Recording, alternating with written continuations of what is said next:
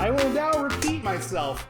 Hello, America, and hello, Vicky, because I know you're listening. I love you dearly, and I look forward to wherever this crazy train is going. But you will pay for this. Wow. You will pay for what is about to come. You know what? Is it too late for me to start using an alias? Because when the FBI eventually takes this audio into evidence, I don't know if I want my name associated with whatever comes after today. You know, speaking highly of my girlfriend, which is not actually speaking highly because she would do this, that case would be, okay, so why did you kill your boyfriend? Yeah. That is And my girlfriend's that. response would be, he talked mad shit. Yeah.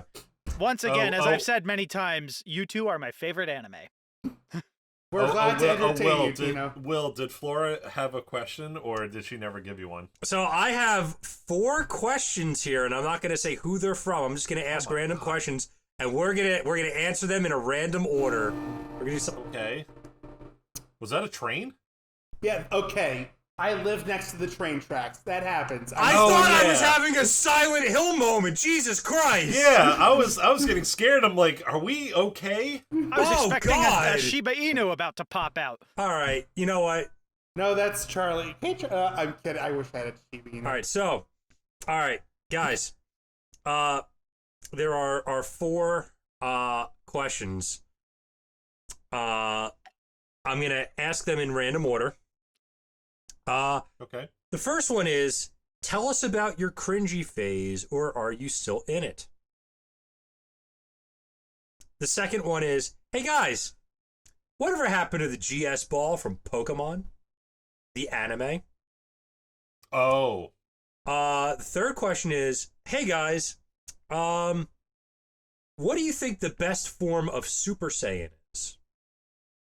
Oh, come on. And the fourth one is, what are our feelings about conventions like Otakon in general? We can take into account things like COVID-19. Ah, shit. Okay.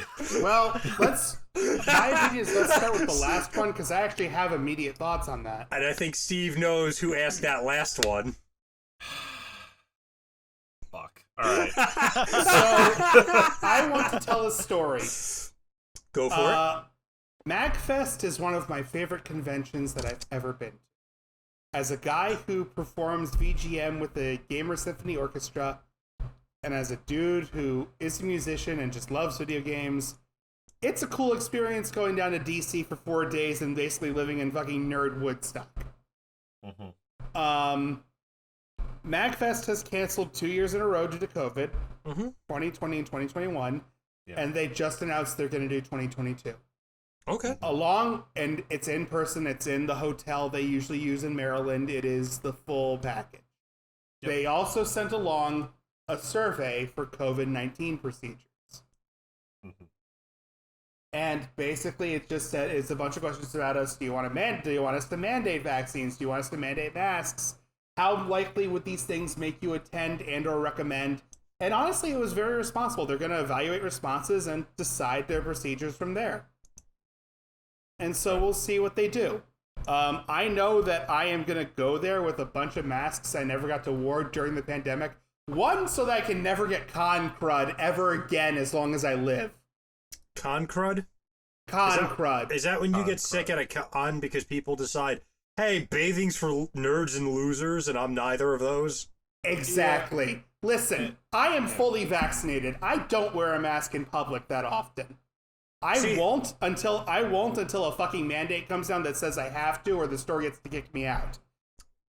I'm gonna wear it to a fucking convention because fuck those assholes who don't take showers. See, if I were going to a convention like that, I think the best costume to wear would be from Ghostbusters 2, where they got like the goo guns, except I would fill that with either like soap and water or hand sanitizer, and anytime someone stank, I would like blasting them with the goo. It's like Ghost. I'd mix hand sanitizer with like red and blue food coloring, so it looked like the purple goo. And I'd be like, oh no, I'm just cosplaying, guys. What are you talking about? Listen, I've been to concerts. Throw a couple deodorant grenades in there too. Yeah, all sorts of events. Holy fuck! Take a shower, people. Yeah, you never underestimate how quickly you can get really hot really fast, even if you showered that morning. The only con that I have ever been to was Otakon in 2016, and I had two outfits. One was the anti-spiral from Gurren Lagann, and the other was Kirito from Sword Art Online. It basically, because I already had a black trench coat, and I was like, all right, well, it was like 102 degrees or something in Baltimore that day. I'm wearing a black trench coat. Within 45 minutes, I smelled like I hadn't bathed in a week, even though I had showered that morning. I thought you were going to say within 45 minutes the police had pulled up because you're wearing a trench coat at 102-degree heat. Excuse me, sir. I'm going to have to confiscate this sword. It's kind of funny because that was... You happen to know who Eric and Dylan are. Oh, God. It's kind of funny you bring that up because back when Otakon was in Baltimore... Otakon always ended up in the same week that the Orioles had a home game. Oh, yeah. Ooh. And there used to be a bunch of, like, tension between the Orioles fans and the con-goers because the convention center was right next to the stadium. Until the con-goers started showing up in the fucking stands. I was about to ask if that happened. Like, how many anime characters came to watch the baseball game? Yeah, there were a lot of people in the stands in the last 2 years of it being at the con. That's amazing. They were starting to go to the games pretty regularly. Yeah. And it was just funny because it was like a weird sort of all right, well, fair enough. We'll be cool with each other now, I mean, here's the thing. I'm a dude who loves baseball. I go to games regularly. In fact, I fucking went to a Yankees game recently. Yeah. It was awesome to be back in person and in the stadium. If the Yankees game had occurred around the time of a major New York convention and I had tickets at convention, I'd fucking go to both and cosplay. So, holy shit, I'm trying to get a Gold Lewis Dickinson costume for the new character from Guilty Gear because he's a big fat dude. So Dave, ready. Two things about that whole thing. One, I think there's an interesting thing to be said about cosplaying and sports people. The whole idea that someone who's into sports will be like, man, look at those nerds wearing their costumes. Not like me wearing my Donovan McNabb jersey. Like, look, you're also wearing... You picked the right player to make it hurt. Yeah. It's look... I was wondering if you were gonna make that point because if you didn't, I would. Yeah, it always feels weird that people will make fun of cosplayers and everything, but they'll walk around wearing sports jerseys when you wear a sports jersey, that's exactly what you're doing. Yeah. So here's the thing. So you're expressing your fandom through what you're wearing. That's exactly what you're doing. Here's the thing. As I've gotten older, and as the nerds of our generation have gotten older, and our interests bleed and we stop really giving a shit about how we're perceived, we encounter something that you used to only see with the ancient D&D nerds from the 70s in the comic book shop who were really into their games and who were really into their nerdy shit. But you know what else they had? They had a lucky jersey. They had a lucky Red Sox jersey that when they won the World Series, they donned while they went to go visit their dad's grave to listen to the game over the radio with them. And it's this point of, as you get older, the walls between your interests become permeable because why should you care? Right. I'm a dude who runs 2 fucking D&D games a week. You know what else? And you are a fantastic GM, by the way. Thank you, Tino. I appreciate that. That flattery is not going to get you your new item. However, so were we talking about our thoughts on Otakon and the conventions in general? Yeah. So go ahead, Steve. So I am going to be going to Otakon next week, and this has been a pretty not controversial. I don't want to say it's controversial because I don't really think it is, but the whole vaccination thing and all that stuff. I went through the whole survey thing. And I could probably pull it up too if I'm able to find it. I will say that I appreciate the fact that they went through a survey and actually asked people what they wanted rather than just imposing something.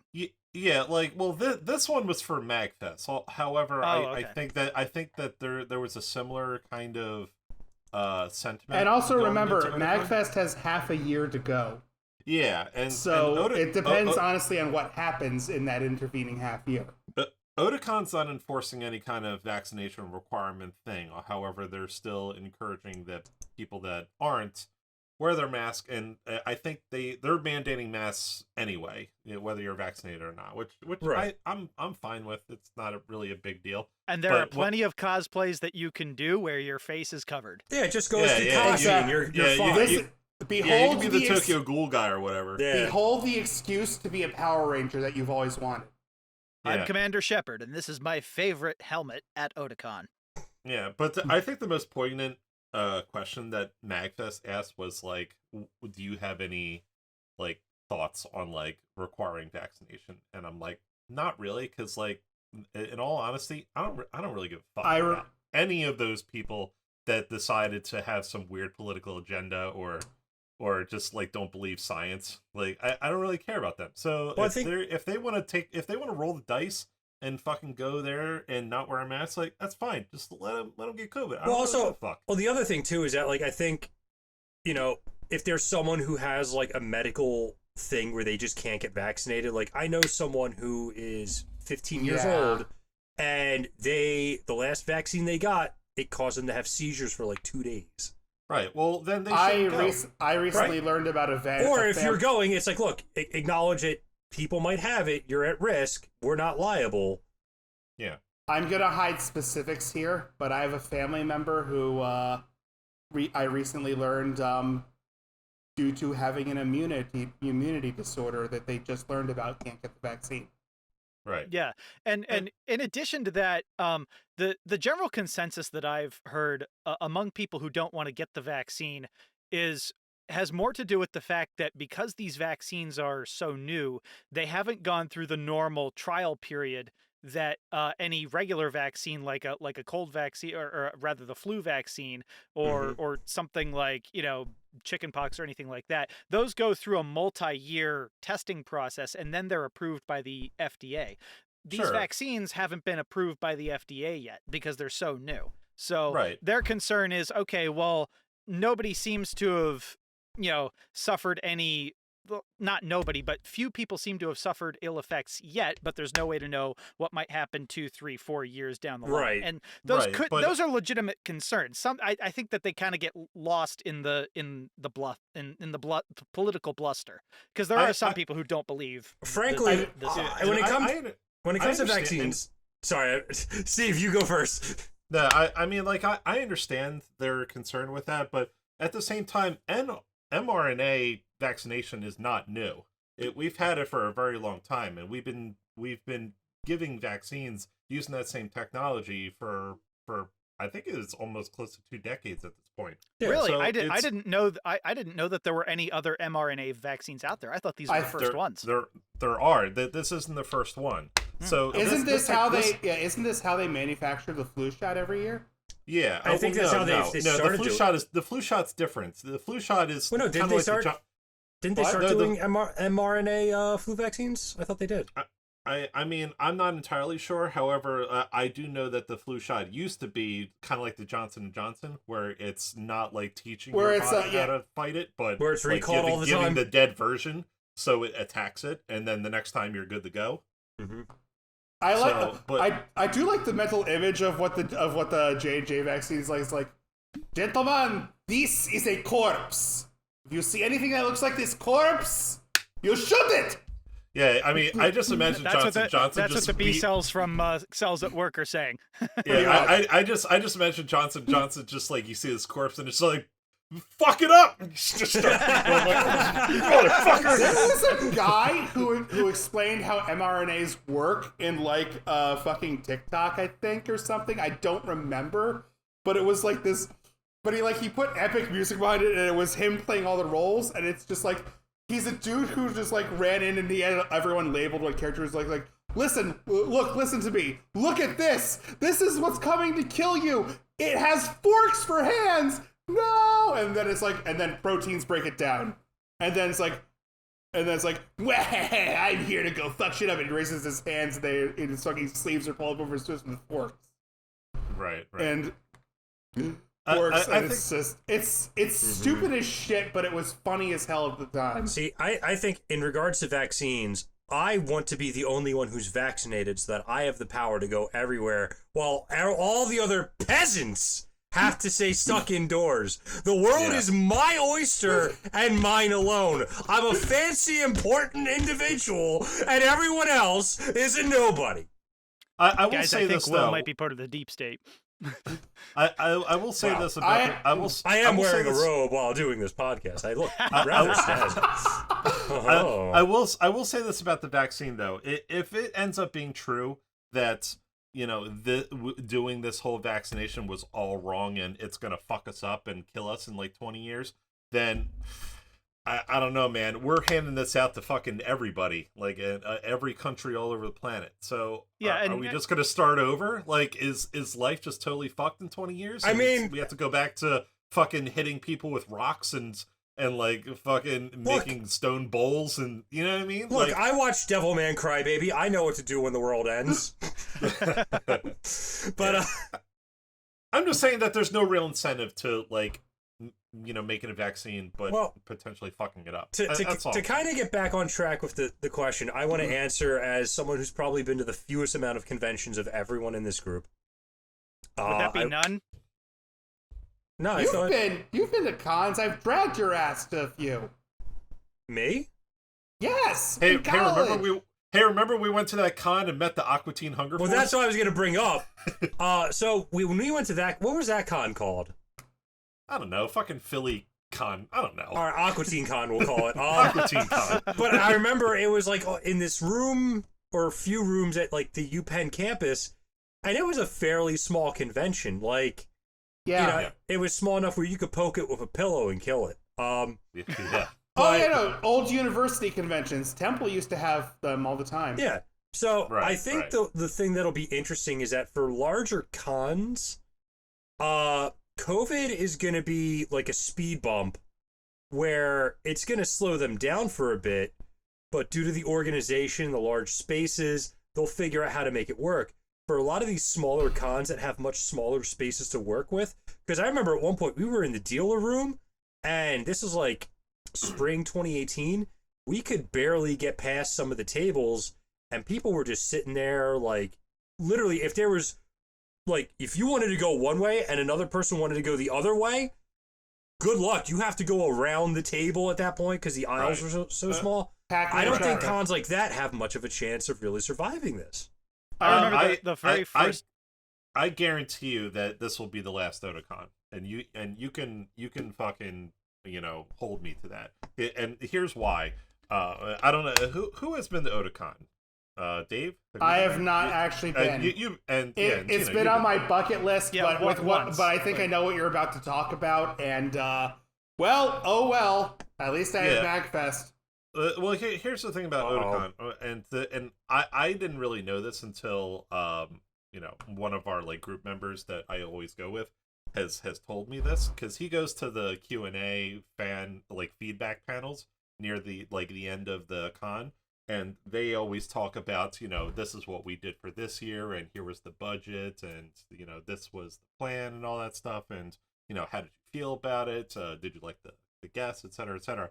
But they always go into detail, you know, how much money they spent on it, on guests, and how many, like, attendees there were, and they talk about, you know, how much money is being brought into the organization to be funneled into the next year. And they always say every year is, we almost didn't have Otakon this year. They say that every single year. Like, they just are like very they're poorly shit run with their money. Okay, yeah, so they're horrible with their money. There's something I and want to like bring with up. COVID, there's no way they're going to be able to get the amount of numbers that they usually get. And with the amount of like mismanagement that they've been doing during normal times, there's no way they're going to have a 2022. No way. So it's funny you bring this up, because my thoughts fall back to MagFest went through some shit. Like, there was a full-on staff, I would almost call it a staff revolt, or basically leadership is fucking this up and we want them gone. But wasn't this the whole fucking harassment thing that was going on? So it wasn't just a harassment thing, it was we're treating our employees like crap shit. And also and anyone who complains we fire. Right. I vaguely remember that And then are we talking about Otakon? No, MagFest. No, this is MagFest. Yeah, Otakon we already talked about. We're talking about. And here's the thing: all of this occurred in between conventions. But the reason I bring it up is that people got a bit of an inside look and like, oh wow, there's like a year-round operation that goes into maintaining the con when it's not happening. Yeah, for sure. I mean, it takes time to get people, for the events and stuff like that. Putting together an event that big takes a lot of investment. I mean, I should know. Like I told you guys before, I was on the committee for my family reunion, and that's like 200 people or so, and it takes us 3 years between each one, and we have to do all this stuff. So like that's a convention is several orders of magnitude more than that. So yeah, and of course it's a year-round operation. So I have a friend who I sing with, who I'm not going to mention his name just because I don't know what liabilities he's under, but he works for Anime Next, and he's actually on the board. And I asked him how long he's been doing this, and it's he earns money because he's a professional singer, and like he's hired for like if you need like a Catholic singer for like funerals or weddings or stuff like that, that's what he does. But I saw some of the shit he does for Anime Next, and I'm like, holy crap, this is the kind of crap I do for my job. Like, and I work for a freaking normal-ass company. And he does all this. He does the spreadsheet shit that I do voluntarily. Voluntarily? Yes, he's got tears in his eyes. Man, he's been close to tears. Like, he's dealt with stuff. He is impressive, because here's the thing. Anime Next is so well run. It's so well run because... That's what I hear. Because they basically their deal is, okay, we're in Atlantic City now. We have hotels that will be eager for our business, and if anyone gives us shit, there's always another one that we can go to. Sure. Which they've done. And it's a matter of transit for guests and coordinating flights and securing dealers and all sorts of stuff. And it's just, these are like there are like full-fledged companies, big publicly traded companies. Reed Pop is one of them. They manage all the Comic-Cons on the East Coast of the Midwest. They manage New York Comic-Con. Like, cons are big business, and the pandemic and big surprise, businesses work. Indeed, and that's the thing. The pandemic should have wiped them out, but you know which ones survived? MagFest held a virtual convention. Anime Next held a virtual convention. Yep. Reed Pop had all year long different panels that you could attend online with famous guests, shops you can order things from dealers. It was nuts. Well, it's also look at just other models that I don't know if you would necessarily call them a convention, but they kind of had to adapt and do the same thing. Games Done Quick would happen twice a year, and ever since the pandemic started, it's like every day, if you're subscribed to the channel, you see a new speedrun popping up.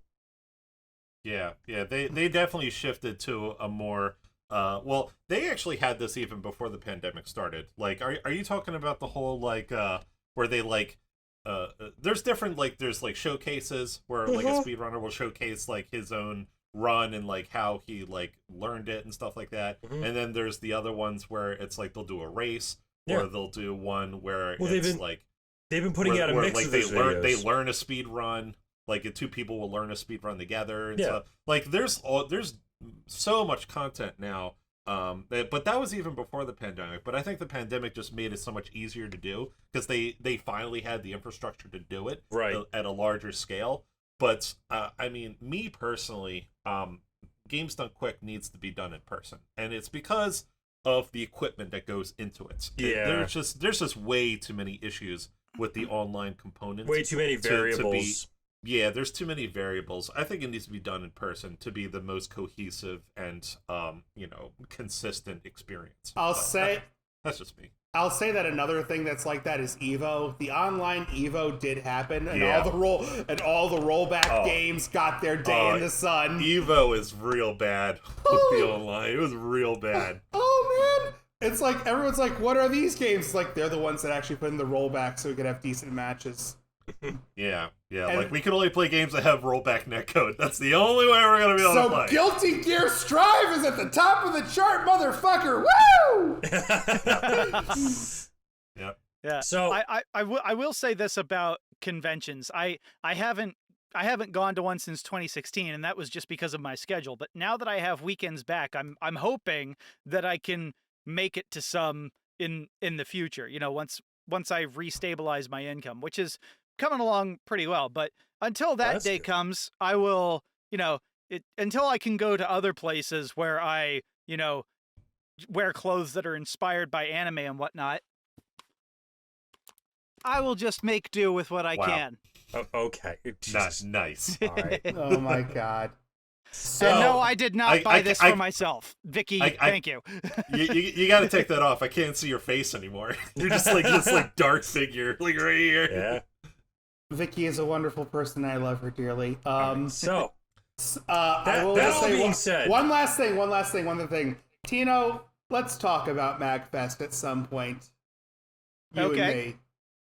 MagFest is great. I really think you would enjoy it. I love how when Dave said, let's talk about MagFest, Tino was seen pulling a bottle of whiskey. Bacardi Gold. Because, whatever. hey, That's a rummy boy. If you're going to have one, why not the other, right? Yeah, of course. So, all right. Okay. Should we do the other questions Yes. now? Yes. So, the next question on the list. Guys, what happened to the GS ball in the Pokemon anime? I don't know. I don't know. Next question. Tracy, Wow. Tracy threw it into the sea in a drunken fit of rage after he was dumped like the bastard he was. See, I feel like Ash, this was a big conspiracy. Ash got the GS ball, and I think he turned it over to Professor Oak, and then Professor Oak made it seem like it was important, but really he went to the Pokemart and sold it, because GS stands for Get Sold, and that's what that ball did. It got sold. So No, you know what? He probably gave it to Ash's mom as a gift. yeah, as he was, on one of their many getaways. Yeah, wait, you know what I'm they saying? go to another beach town. Yeah, I mean, GS like, hey, ball. Ash, It's we're- literally. I mean, GS ball. It's literally gold and silver ball. That fucker was made of precious metals. Hey Ash, where are you going this week? Well, I'm going to that bug gym in Johto. Oh, is that anywhere near a beach? No. All right, Delia, let's go. Get that swimsuit on. I ain't paying for the plane for nothing, bitch. The GS ball stands for get some. You know what I'm saying? Oh, Jesus Christ. And we've come right back full circle back to episode 1. So basically, like, the GS ball was filled with condoms and cocaine and $100 bills, and Oak just brought that over to Ash's mom's house. It was just one party. It was one night in Vegas and a ball. It's a mad He brought that ball. over, and you just see Professor Oak making Mr. Mime stand outside the house, putting up screens around it so no one else could enter and bother them. Whoa. No. If the GS ball operates by Noble Pokeball rules, the inside of it, it's an entire fucking love hotel suite. Oh, God. Ooh. Oak didn't need to take 1,001 fucking trips. He had his vacation in his pocket. It's the honeymoon TARDIS. Wow. All right. Jesus Christ. That is, All right, next question. All right. So, guys, what were you like during your cringy phase, or are you still going through it? I don't know. Sometimes I feel like I'm still in it. Sometimes. It's mostly because of the hobbies I'm into. Yeah. Not just like video games. Well, video games are more mainstream now, but I think my K-pop hobby is kind of cringy in some respects. Mainly because of the demographic. Because it's mostly children that like that shit. Hold on. Wait. But I'm a 36-year-old man who's I just watch girls dance on stage. Hey, for guys. an hour. Guys, is Steve's K-pop fandom cringy? Yeah. Oh yeah. Oh yeah. Oh yeah. Oh yeah. My answer to this question, and I know exactly who submitted this fucking question. and I love her. Hi, honey. I know this is you. And if I'm wrong, you can smack me. It was probably Mai. I think it's Mai. Will is smiling because I fucked this up. Yeah, you gave the wrong answer. Oh, well. Yeah, I can't wait to. All right, so after I ask all 4 questions, I'm gonna do the reveal. But we're gonna play a little game after all 4 questions are asked. This is gonna be fun, fine. guys. If I fuck this up, I don't care. But in the spirit of my beloved, I think that I think I'm out of it for the most part, but you dive back into it occasionally because the truth is, whatever you was cringy about your childhood, it was still your childhood. And like, here's the thing. Yeah, you were a dumb, cringy teenager. But you know what? You had fun. And you had fun before you were... And maybe you wince now at some of the things, but as long as you weren't hurting anyone, God, you could have had a good time. You know what? I don't wince at any of my cringy moments because I drink them away. Yes. But there's an entire lost side of anime culture that is dissolved in the wake of the modern internet and modern social media. That's just... It's just gone. What do you mean? I'm talking about the 90s Geosite style anime fandom. Oh, okay. I guess so. Yeah. It's because because a Twitter page or a Reddit post or a Tumblr or whatever the fuck you use, it doesn't compare to having a full-fledged fucking cheesy ass 90s ass font website with a background made of repeating GIFs. Oh my gosh, I remember GeoCities. And MIDI music in the background. Oh god. Wow. Yo, Winamp was the shit. I wasn't part of that aspect of anime fandom because I didn't get into anime until college. I will say I was kind of cringy in other very weird ways. Like, I go back and I look at old photos of myself from high school, and there was a period of like a year or so where, for no reason that I can remember, I was wearing fingerless gloves, and I'm like, why? Why was I doing that? I don't know. I don't know. You're I right. look back and I'm like, what? You wanted to be a biker Because but couldn't buy a bike. Obviously, you wanted to be the very best, like no one ever was. Apparently, but I I hadn't seen Pokemon at that point. I didn't see Pokemon until college. Do you remember? I was the only one who didn't know the theme song when we saw it in Anime Club. Ooh, that must have been a rough moment for you. I was sitting there like, I want to be the best. No one, Pikachu!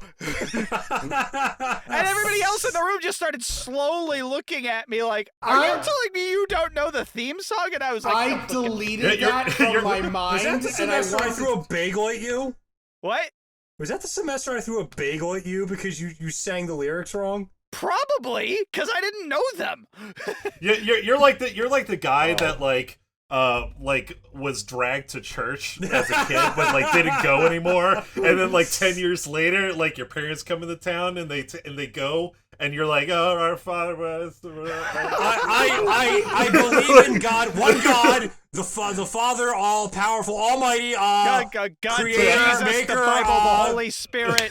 yeah. Like, I'm the only Jewish person in this conversation, and here's the weird thing: they drill all the prayers into your brain so hard that I haven't been to. That there was a period of time where I hadn't gone to services for 10 years, and I walk back in, and it's like, why can't I read the fucking Hebrew? Mm-hmm. No, I mean, wait. I know these letters and I can read them, and I don't like that I remember this language out of nowhere. The same thing kind of happened to me, not with Hebrew, but just with the fact that because I was working on weekends, up until about a month ago, I hadn't been to church on a regular basis for like a couple years, but I, got right back into the swing of things, and I was like, it's good to be back. But it was like, I remembered everything because pastor's kid, I grew up getting that stuff drilled into me. Well, that's the thing, Tino, is I'm not like the son of a rabbi or anything. I'm just a normal Jewish kid. No, but Dave, you can, just by going enough times to a service, you'll remember things. Unless they change it up in recent years, you'll remember. Spirit. Yeah, Well, I mean, for you guys, that's not much. For me, it's, hey, we found this new tune to sing this prayer to. Yeah. Or we found new language from an older version that we've brought back in. we unearthed some new sweet tracks to introduce to the church. You have some more digging in Qumran. Welcome to Jewish Hymns Greatest Hits Volume 2. Yeah, now that's what I call church. Volume 7. Now that's what I call Hanukkah. Will, you joke? I want you to look up a woman named Debbie Friedman whenever you get a chance. She sounds familiar. You've heard her songs before when I took you to Surfaces that couple times. Kids Bop, the Passover edition. But yeah. Damn, that shit slaps. But yeah, that's... yeah. So, all right, you three have answered this. I'm going to throw my answer into the ring, and I'm going to take a different approach with this. I think everyone's cringy phase lasts their entire life. The difference, though, is that there's a time where you're uncomfortable with it, and then there's a time that you just don't care anymore. Like, I was definitely... the time where you don't care anymore is when the cringing ends. No, because it's still cringe. It's just... You maybe don't to someone care, else. but you don't care if it's cringe anymore. That's the thing. Yeah, I agree with Will. I agree with Will. Are we saying that cringe is something that is non-subjective that exists outside the opinion of anyone? Well, no, that's the thing. It exists. It's cringe is what you consider cringe, but whatever someone else considers cringe for you is not the same thing. It's like. You're cringing at my bullshit, but I don't care. Yeah, go fuck here's yourself. the thing. Like, Tino, look at the people who think that in order to be cool, you just have to be hyper masculine all the time. Like I have a raised truck and I carry guns everywhere and I go to the gym. Like, they think they're being cool, but other people look at them as like, dude, you are trying way too hard to make people think you're an alpha male. Like, what the hell's wrong with you? And, it's something where they think they look cool, but other people don't agree with that. So cringe, I think it's still subjective, but I think if you're putting it, just in terms of like how you're filtering it and how you're describing it, cringe can be defined by you and it can be defined by everyone who observes you. Now, I'm sure I do things in my daily life where I look cringe, but I just don't care. Because today, as I was driving home, I was singing, I was just singing along to the radio in my car. I didn't care. I know other people were looking at me, and it's like, all right, who gives a shit? I'm never going to see you again until you crash and you end up as a news story of someone who died on the highway. You don't matter to me. Yeah, I mean, waiting for the band applause and chuckles at that awful as joke. As long as you're not hurting somebody, live your bliss, man. Yeah, it comes down to like how comfortable you are, and how you conduct yourself and what you find interesting in life. And when I was talking about my cringe thing earlier, it's not cringe to me, but outside it may be perceived as that way. But at the end of the day, like I don't really give a shit. Like it's something that I enjoy, and Dude, I listen to fucking Toho music on the way home from work. Yeah. That's a little cringy, not gonna lie. I'm just I mean, Jesus. I mean, look, there's a webcomic. Hey, from some of those tracks are fucking fire. Right. Yeah. So there's a webcomic that I think helped me figure out how to not be so focused on my cringe. And you read webcomics? That's so cringe. Exactly. That's a little cringe, bro. That'll be a topic we bring up in the future. Why do webcomics suck anymore? Well, that's the thing is I still have good ones, but all the good ones have been like stopped leaning into their own medium and have just been like, this is a comic I published that I also put online for free. Yeah, but if you know Adam Ellis, not really a fan of the guy, but he had this one comic where there's this dude who's like making fun of what other people are into, and someone kind of just grabs him by the lips like that and says, shh, let people enjoy things. And I always felt like, I felt like a lot of like residual cringe from like when I'd be like, oh, what other people like is stupid. I enjoy this stuff and I'm so much better. It's like, no, I'm the same dumb asshole that everyone else in society is with different tastes. That's all that matters. I'm not any more brilliant because of what I enjoy, comparatively speaking. So, I mean, I stopped worrying about that and I started just enjoying what I enjoy. And I realized that when I started doing that, I didn't care anymore. It just felt good to like, hey, I'm enjoying something for the fact that I'm enjoying it. and not because it makes me different or some outsider. It's like looking at like the people who thought like, oh, I'm gonna go to Hot Topic and buy their clothes to be different from everyone else, and then just like not acknowledge the other 100,000 people walking the mall in their Hot Topic like cargo pants. Yeah, but I think that's an important part of like growing up. You first you have to like make this discovery of like what do you find about yourself that's different and unique. But it's not like you're not like there yet. You're like just kind of figuring it out, and then like you finally get to a point where you're like, okay, well this is what I think is unique about me. It's not. It doesn't necessarily have to be different from everyone else. It's just what I feel is comfortable for me, and I think that's a very important distinction. But I think like the first part is pretty important, in like in that progressive like getting to that point. Yeah, Steve kind of touched on what I was going to say. I think that everybody goes through a stage where they are desperate to be accepted, and I think that that is biological. Honestly, I think that that's kind of wired into us because it's like a tribalism thing. Yeah, because we're social animals, and if we are separated from the tribe, you know, if you're a hunter-gatherer, you're not gonna survive for very long without the help of other people. And so, you know, when we're going through puberty and middle school and high school, there's kind of this desperation to be accepted because that's wired into our instincts, because it's a survival thing. If you're not accepted, then, you know, you're outside the tribe, you're going to get eaten by a saber-tooth. But I think and we're kind of going through this process of trying to figure out who we are, trying to figure out what our identity is. And maybe the fingerless gloves thing was me trying to figure that out. I don't know, but possible. Eventually you get to a point where you're like, okay, I think I know who I am. And I think I know what my place is in the world, what my place is in my community, what my place is in my family. And I no longer have to vie for other people's approval in order to find a place where I belong. And I think that's when you kind of get to be yourself a little bit. And like Steve said, it's a process of growing up, and it's the maturing process. It's when you go from a sapling to a tree.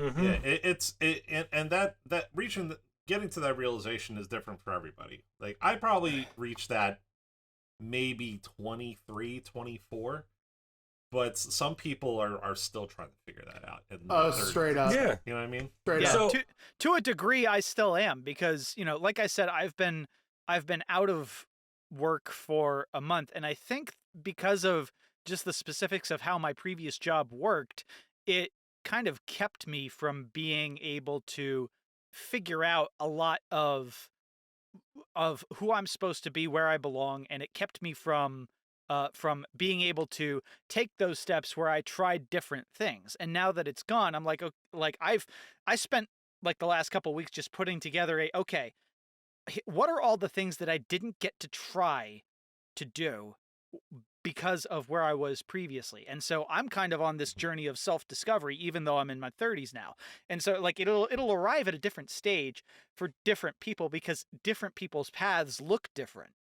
Some people figure out who they are and where they're supposed to be when they are in their teens. Some people in their 20s. Some people not until their 50s. Like there could be a major life disruption and they have to reorient everything. So listen, I know I'm getting really philosophical here, but like this is something that's I'm about to get more philosophical, because the truth is, I believe we never stop learning. I think that I think that we are eternal students, and we will be so until our final days. And but what I was talking about was, you know, when you're finally comfortable in your own skin to the point where you don't really care about, you know, how you're perceived and stuff like that, and figuring out what you want to get out of life. That might be a much longer process, but when you finally feel comfortable in yourself, that's when you really get to like look deep down and figure out like who you are. You know? I have a very weird signifier of this. And I think the first time I truly realized that I was comfortable with who I was as a person was the first time where I looked in a mirror and said, I need to shave and shower because I feel like I won't be happy if I look like this. I didn't need to go out that day. I didn't need to go anywhere or to look nice for any reason. I just did it for me. Well, I'm still trying to get to that point. I'm not gonna lie. There's something. There is something I will say. Yeah. I think there's different levels of cringe as well, and this is one of the ones I've noticed just from my life. You know, when you're in like grade school or whatever, and it's like you're trying to figure out how to fit in with like the popular kids or whatever. It's like, all right, I've learned that the two types of cringe that come just out of that type of situation, one of them is acceptable, at least to me, and the other, it still kind of haunts me to a bit, to a degree, even today. The kind that's acceptable is there's cringe in being made fun of for who I was, right? Like I was the nerd, the geek, the anime fan, all that shit. But at the same time, we can relate. Yeah. But at the same time, it's like, you know what? I'm still that person, and I'm living a happy life, whether it's in spite of being that kind of person or because I'm that kind of person. I don't know. I'm living a good life either way. So that kind of cringe, it's like, it doesn't really bother me because that's just who I am. The cringe that haunts me is realizing that I'm being made fun of for being who I am, then trying to be someone I'm not to try to fit in, and getting made fun of anyway, and realizing like, well, I just sold myself out. It's not like, you know, I'm sitting there like, oh, what a sellout, man. It's not nothing like that. It's like, God, like I really was desperate to bend over backwards to appease people who We're assholes. give a shit. Yeah. And it's like, you know, looking back at it, like that's the kind of cringe that like will send a shiver down my spine. It's like, oh God, why was I like that? We all have. I don't think that's your fault though. Listen, we all have the moments from our past we regret. I used to not be a great person. I used to be kind of violent. It took a hard shock for me to get over that. Well, to speak to what you were talking about, it's kind of what I was talking about not too long ago, where you go through different stages where I think that, you know, when you're younger, you are wired to want to be accepted by your peers. And so you were kind of following your instincts. And yeah, in hindsight, it was a stupid thing to do, but you know, because you were young and stupid, and that's not anything against you, we were all young and stupid. Because you were young and stupid, it's just, that's what you knew to do. You were like, I have to be accepted by my peers. I have to be accepted by my peers. If I'm not accepted by my peers, I'll be nothing. I'll be nothing. You know, I'm gonna push back a little bit. It's not so much I'm sitting there thinking like, oh, I have to be accepted by my peers. It would just be like, you know, there were a few times where it's like, and granted, I would go home and I had friends from my neighborhood who I didn't go to school with, so it was weird. Like, it was, if you ever, like, read Calvin and Hobbes strips about how Calvin's miserable at school, and then he's happy when he gets home and hangs out with Hobbes, that's kind of how, like, school was for me when I was in grade school. Like, all right, I don't really interact with anyone here in a way that's all that pleasant. Like, I had a few friends, I guess, if you want to use that term. But, I mean, it's not like when we all went to high school, we kept in touch. It's like, no, we all went our separate ways. It's something where I felt like my friends at home, I could still be myself. And, you know, I didn't really care if I wasn't getting acceptance at school. But it was something where I felt, because I had that level of acceptance somewhere, it's like, look, I just have to be patient and go to where I'm going to be accepted. Why should I? It's not like, oh, this is my only form of social interaction. It was an unnecessary form of social interaction. That's why I consider it so cringe for me, you know? Yeah. I mean, that's because you had a fallback position. It was kind of similar with me for because I had different friend spheres. You know, I had the people that I knew at school, but then more important to me were the people I knew at church, because that was consistent from one school year to the next, where people would come and go, but the people in the church generally stayed. And so because we had similar values, we got closer to each other as a result than some of the people that I would have otherwise been involved with at school. Of course, that changed a number of years ago, but that's an entire story that I don't need to get into. Right. So. Yeah. So we have 3 of the questions asked. We have a 4th question. Before we jump into it, though, I'm going to take a brief little break, and I'm going to let you guys try to figure out who asked what question so far. I will be back in a moment. If Vicky did not ask the cringe question, if Vicky did not ask that, I am going to fucking run my head into a wall. Okay, so I think Vicky asked the Pokemon GS ball, and the reason I say that is because she and I had a messenger conversation about this a couple days ago. So I'm convinced that was her. I'm convinced that was her. Shit. I'm convinced Shit, that's also possible. That's also possible. Fuck. Sorry, Dave. It's all right. It's all right. I didn't sure... need that security deposit anyway. I'm pretty sure Flora asked the Otakon question. Yeah, that seems like a question she would ask because she's the con queen. We're going next week, and she probably wanted to give like a spicy question. Listen, if Otakon fucking survives, I will go next. Yeah, I don't think it will. For what it's worth, I wish I could go, but I can't justify the expense at this particular stage. So. Tino, like I said, I'm not going to do this while we're recording, but we need to talk about MagFest. Yeah, I intend to go, and I am going to work towards making sure that I can. Getting rooms is a nightmare. Yeah, it really is. Yeah, so it really sucks. It might not be as bad this time. Tino, some people might not want to go. Tino, the reason that Steve is friends with George is because George is part of our MagFest unit, and so is Joanna. Right. Mm-hmm. I mean, I've slept in my car before, but then again, I haven't slept in my car in January. So yeah, no, do not for this. No, don't do that because it gets to like 10 degrees in that area because it's like by the water. It's like really bad. It's really bad. Tino, are Dave and Steve talking about how they're not going to invite either of us to MagFest? Yeah. I do not want you there. What's up, maniac? I don't want you there, you maniac. What? You're just. I'm just kidding. I won't reveal what it is.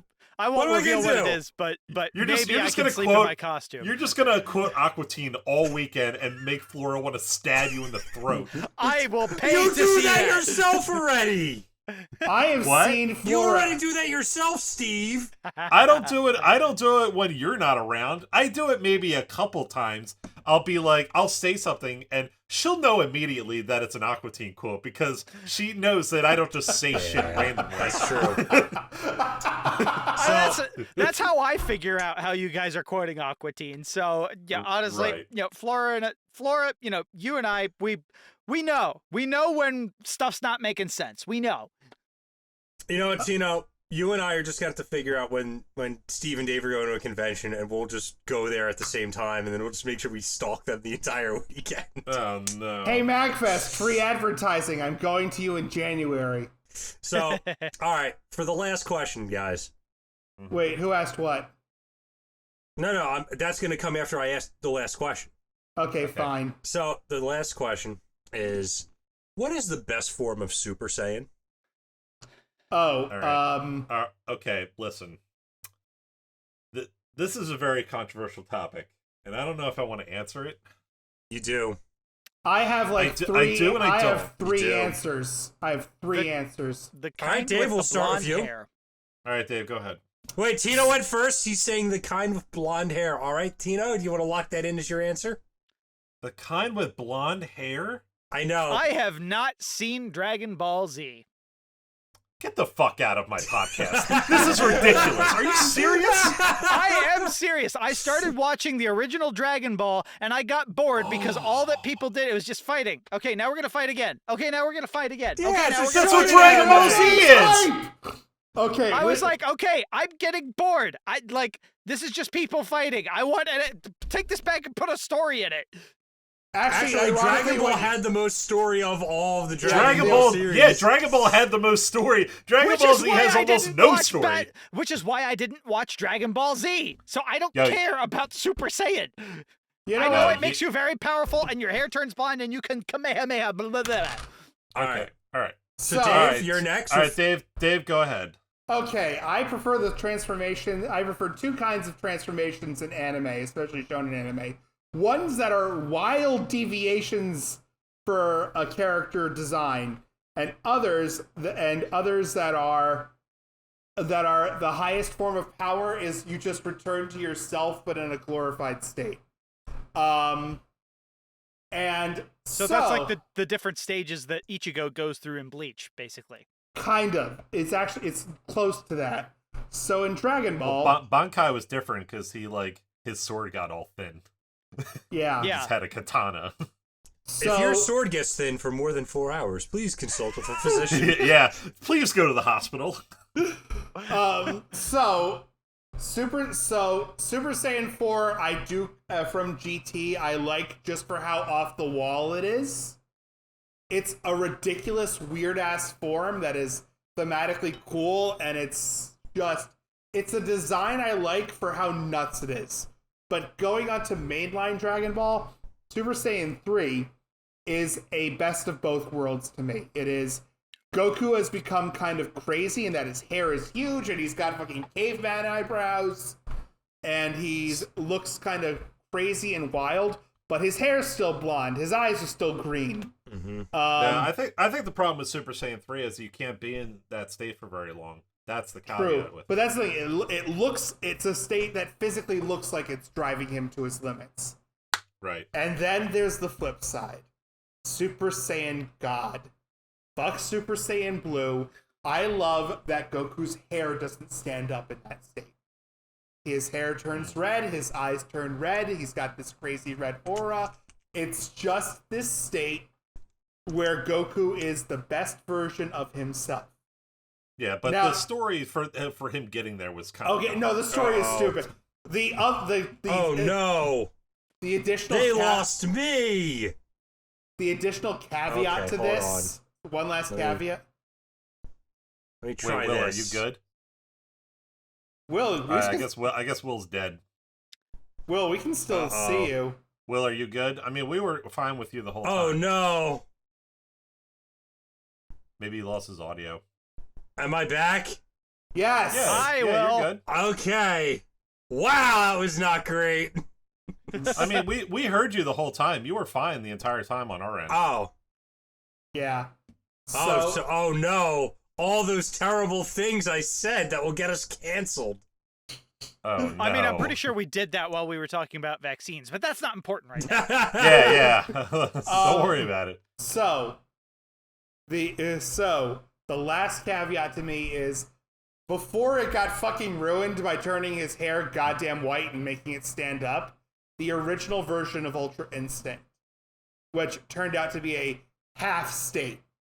Oh, like he was black, but he still had like the glowing silver shit. Yeah, like he had glowing silver shit and his eyes glassed over, and it was just, okay, this is a form where what it's supposed to be in the story is, okay, your body is moving, and you're moving on pure instinct. You're not consciously controlling your thoughts are not consciously controlling your body. That's how fast you're supposed to be going. And it's like, oh shit.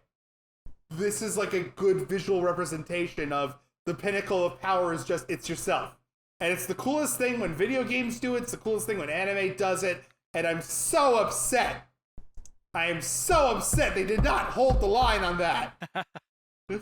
Well, I mean, I have a lot of thoughts on Super in general, and I think the Ultra Instinct was part of the reason why they like didn't want to do the show anymore. I mean, I know that like they swapped it with another show for the slot, and they're still like working on the manga, so like in theory they could bring the show back, but I don't know. Did you see the announcement for the new movie? Yeah, Dragon Ball Super Superhero. Great name, by the way. I'm sorry. Were they known for their CG. good titles? I mean, some of them were fine. I mean, like Dragon Ball Super, like Broly was fine. I mean, Resurrection. We know what we're getting into. Tino. I don't know what superhero Will, means. Resurrection F. Come on. It's a Resurrection dumb. Frieza. Yeah, Resurrection F. It's a dumb video game title. At least it's interesting. Yeah. All right. So is that your Super Saiyans? You're good. Oh, I didn't give my answer yet. Oh, okay. I'll go last. So, wait. Sorry, no, go No, ahead. I'm going last, because the baby has to have it. No, Steve, baby, has to go first. Okay, fine. You're right, Tino. It's hell. So my controversial best Super Saiyan is Super Saiyan 4 Gogeta, where he like gets the like orangey kind of hair, kind of dealy. There are a lot of people that don't like GT, and I don't like it either. But there are certain aspects of GT that I really like, and I think the Super Saiyan 4 was an interesting angle, especially with the whole like what was it?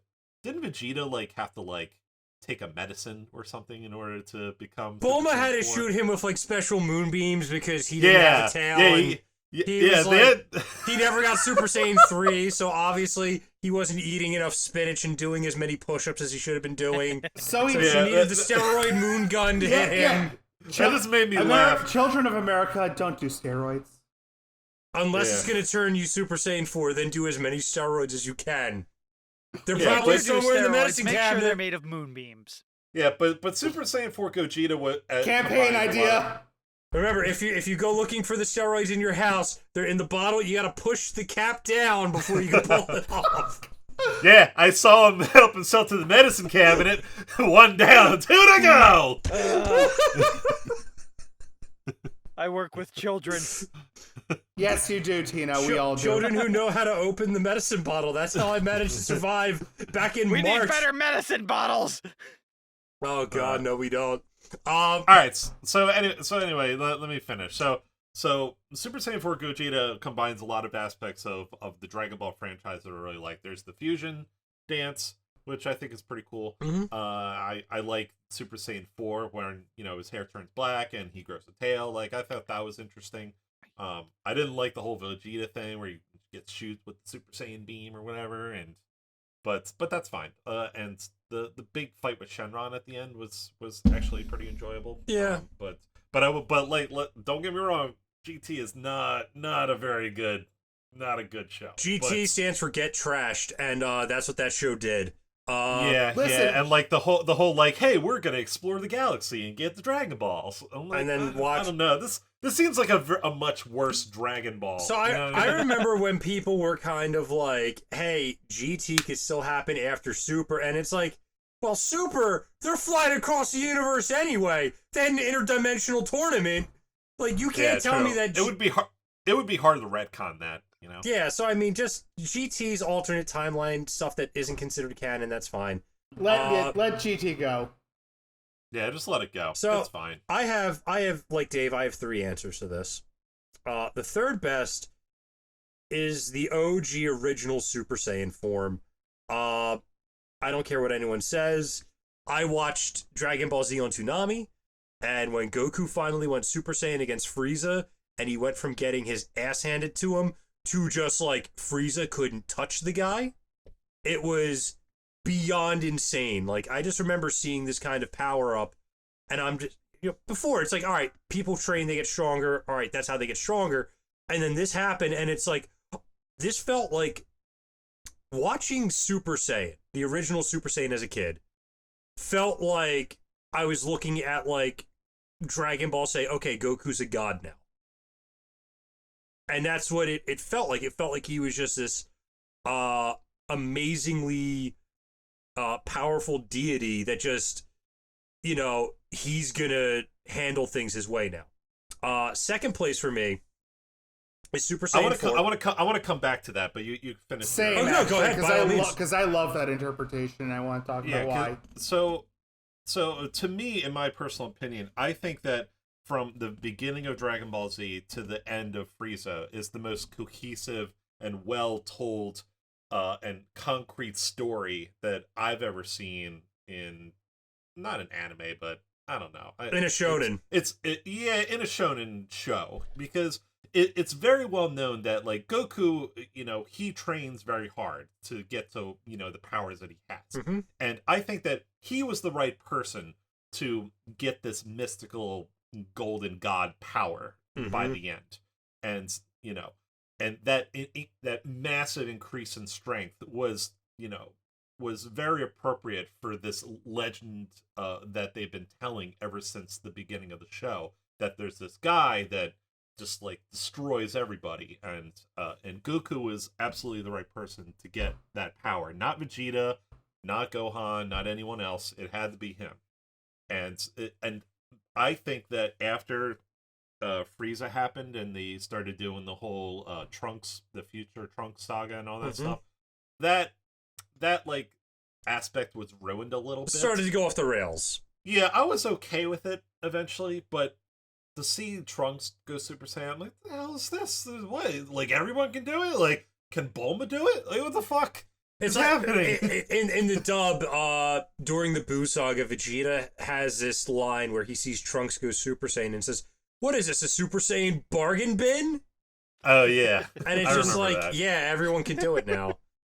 I mean, granted, I guess it helped that super, no one will be. I guess because Trunks and Goten were born to dads who could go Super Saiyan, it helped them do it.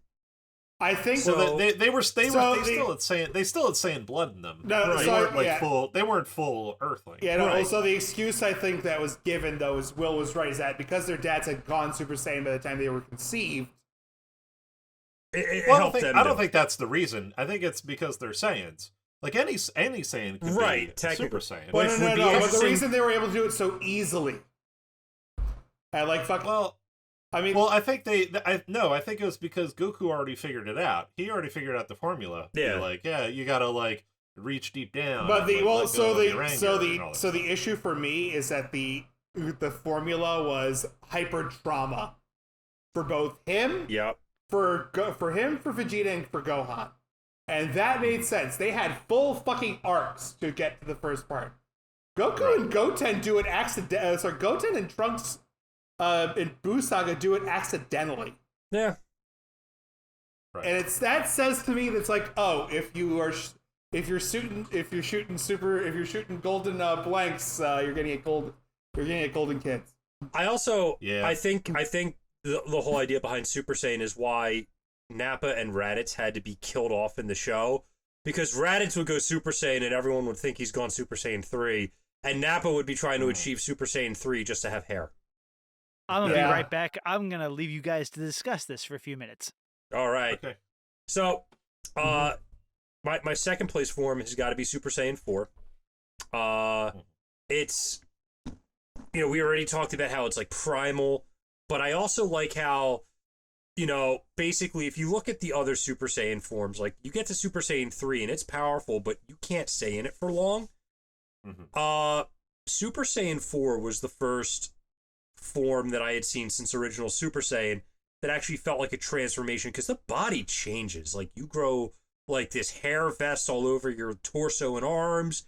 Your hair, it's not as long as in 3, and it becomes jet black again. Your body takes a physical change where you look, I think for Saiyans, they look kind of like a mix between a human and an Ozaru form. Yeah. Mm-hmm. So the fact that, this gave them this really unique looking form as well as a massive power up, it felt like an amazing transformation. But do you remember Super Saiyan 1.5 that Trunks did? He had that big fucking bulky ass body. Yeah. He's like, yeah, boy, but he was so slow. Yep. He couldn't do anything. He just like did the fucking like what was it? Did he do Big Bang? No, he didn't. No. He did the Final Flash. No. Vegeta did the Final Flash. Yeah. But yeah. So I have a first place entry, but there's a runner up to the first place entry. Runner up is Super Saiyan 2. Okay. Because the first time you see it, like, it's basically Gohan's moment with Cell is basically Goku's moment with Frieza. Mm-hmm. But yeah, not as profound, but definitely there. But it felt more like a one-sided fight. Like, where Goku, I think Frieza powered up to 100% and Frieza could kind of hold his own. And Goku was just like, well, I gained all this power, but I'm still me. Super Saiyan 2 felt like Gohan gained all this power and it had changed him. Like he had snapped.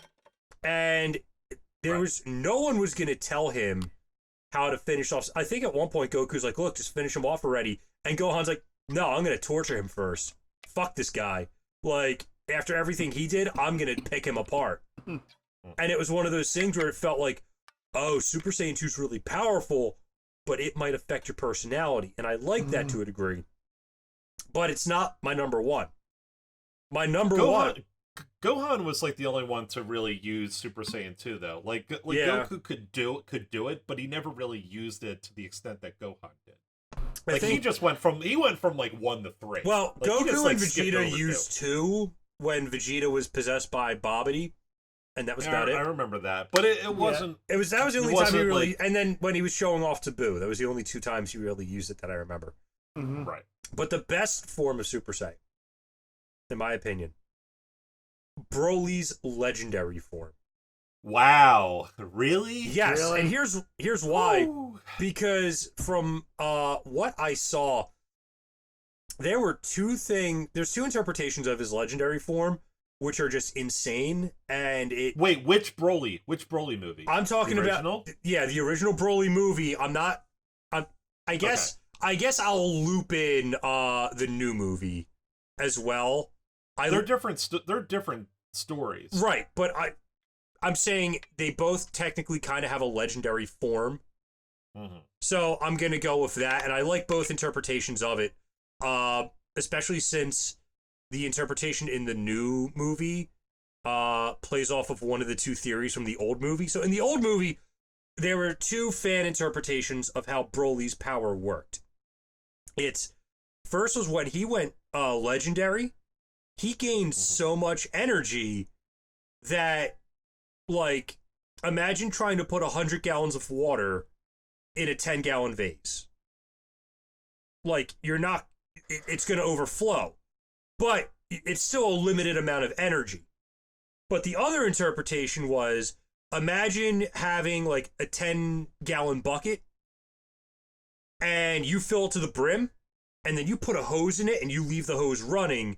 The other theory was that being legendary meant that you had an infinite supply of energy, kind of like how the androids did, and that would slowly increase your power level over time.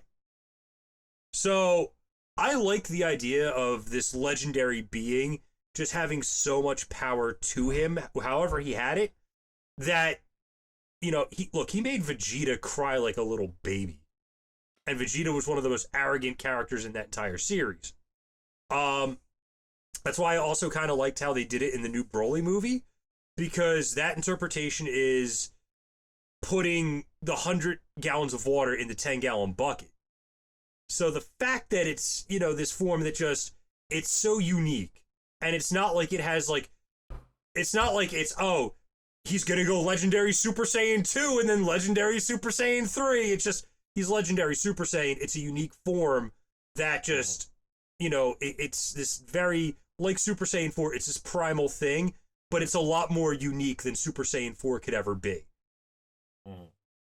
So. Okay. So that's an interesting take. Yeah. Well, you thought you had a controversial take, Steve, but looks like yours isn't controversial at all. My controversial was on the premise that nobody likes Dragon Ball GT. I think there are plenty of people that like the original Broly movie. I mean, I do. Yeah. So but I think the new movie tells the story a lot better. Yeah. Like much straight better. up. Because he actually hates the person he should hate. Right. I mean, Broly was just like a mindless doll, basically. Yeah. So the fact that he has a personality now, like I'm really hoping that if Super continues, that they find a way to work him in to like the canon cast. Yeah, maybe. I don't know if that show's ever going to come back, to be honest. But maybe, it depends on the franchise. It depends on what happens in the freaking superhero movie. Yeah. I don't know if that's true either, because maybe I don't know. I think maybe. No. That's not what I mean. I don't mean like plot wise. I mean it depends on how people receptive are. Because the thing about the superhero movie, I don't know if you guys saw the trailer. Is there an actual trailer longer than like 20 seconds? Because I saw the 20 seconds. It's CG. Oh yeah. I know it's CG. So we'll have to. I don't think it's going to affect it. Is the CG going to be better than it was in Dragon Ball GT Final Belt? Well, there's a difference between This isn't like gonna be 3D CG. It's gonna be like enhanced 2D anime. Oh, CG stuff. like how the Kengan Ashura anime is CG. Yeah, like Hanging Ashura and Beastars. Yes. Yeah. Yes. All right. So, We'll have to see. Well, it's we. Yeah. well, that can- being said, we'll see. that being said, I'm gonna be honest. I didn't understand any of the last 20 minutes. That's okay. fine, Tino. That's okay. Guys, Remember when you said you never watched Dragon Ball and I Yeah. hate you forever? yeah. Yep. Well, I So- mean, look, So, Will, guys, now it's time to play the game, and I guess we'll go in kind of reverse order here. Guys, who do you think asked the Dragon Ball Super Saiyan form question? I think my I think Neris did. Tino, who do you think asked it? Evan. All right. So, hold on, I'm gonna take notes. So, actually, no, gosh. I'll answer these now. So Steve came the closest. Oh. Technically. Oh, was it Aiden? Yeah, Aiden had asked me something Nice. about Super Saiyan forms a couple weeks back, and I thought that his question actually might make a pretty decent podcast question. So I kind of just adapted it to the podcast. So it's a mix of me and Aiden asking this, but really it's Aiden's question. So credit to Aiden for that one. So Steve, I'll give Steve half a point for that. Yeah, we did it, boys. All right. Next question about the cringe. Who does everyone think asked that one? I think this is pretty sure this is my. I agree. I'm gonna say Vicky, and I'm probably wrong. All right. None of you get the point. This is one of Flora's questions. Fuck, man. Damn! Yeah. Babe, I'm sorry. I love you, but I got it wrong. And I Yeah, now by the know- way, hey, Vicky, remember when Dave said that you could hit him if he got that wrong? Yeah, babe, you can smack me up. Also, I'm gonna, as proof, I'm gonna upload the screenshot. You don't need to have proof. We believe you, dude. All right, so, still going in reverse order, guys. Who asked the question about the GS ball from Pokemon? That's Vicky. That would be That's Vicky. Vicky. That's 100%. All right, all three of you I get the point for that one. I kind of Alright. gave it away because she had that discussion with me over Messenger a few days ago. All right, so I'm a point and a half. Yeah. I'm winning. All right, and They are. who asked the question about conventions and our thoughts? It seems like it should be Flora, but did she ask Actually, multiple questions? I don't think she asked two questions. I'm gonna say your mom did. I think that Natalie did. Wait, whose mom? Yours. Yeah, Mine? your mom. So Yeah. my mom is asking about anime conventions. Okay. I think and- Natalie did, but I could be All right. wrong. And Tina, who did you say? I think my instinct says Flora, but it seems like it's unlikely that she was asking multiple questions. But maybe she did. I don't know. All right. So what is your answer? Flora. All right. So winning the question contest Uh-huh. is Tino with 2 points. Wow. Flora asked the convention question. Wow. Wow. Wow. Wow. Let's go get banned from GDQ. Wow. Wow. Wow. Wow. Wow. Wow. Wait, why did I get banned from GDQ? What does Owen Wilson have to do with this?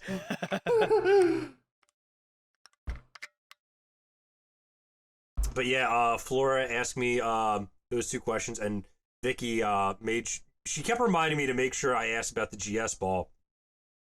Yeah, that sounds like I don't I know wanted to why make she's sure. so obsessed with it. Look, it's a good question. I mean, what the fuck happened to that thing? I have answers that she don't like, and I'm gonna yell them at her when I call her on the phone after this. Oh God. So, that being said, because I know Steve has to probably go to Betty by soon, and so do I. I do.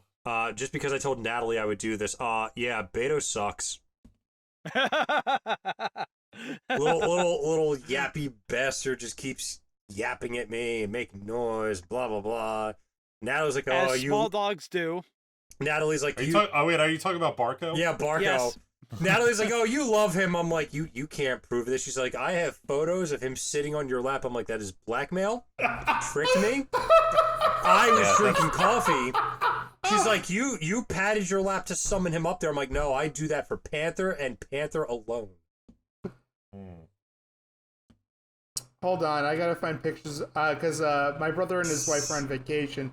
So and this episode isn't gonna obviously go up until they're back, unless Tino somehow gets up in the next couple of days. Probably. Well, yeah, Tino's got time. Tino, hey, I've got time now. Oh, he's gonna make good use of it too. Indeed. So yeah, no, but I've been helping watch the dog. Look at this dog. I can't really see. Oh, there we go. Kind of see it.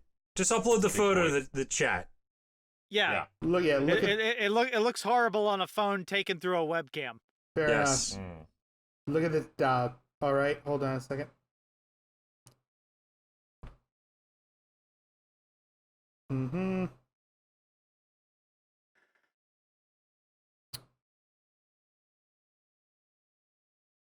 That's a dog. Big dog.